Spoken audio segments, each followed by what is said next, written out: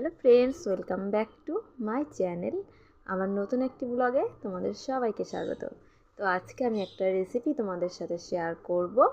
সেটা হচ্ছে পরে বলছি, আর আগে দেখে নাও কী কী নিয়েছি। এখানে আলু নিয়েছি গোটা করে কেটে, আর ক্যাপসিকাম নিয়েছি, পেঁয়াজ, শুকনো লঙ্কা, রসুন, আদা, আর নিয়েছি এই দেখো কাতলা মাছ।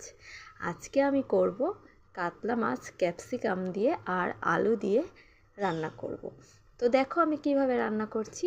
প্রথমে গ্যাসটাকে অন করে নিয়েছি, কড়াইটা বসিয়ে দিয়েছি, আর তাতে তেল দিয়ে দিচ্ছি।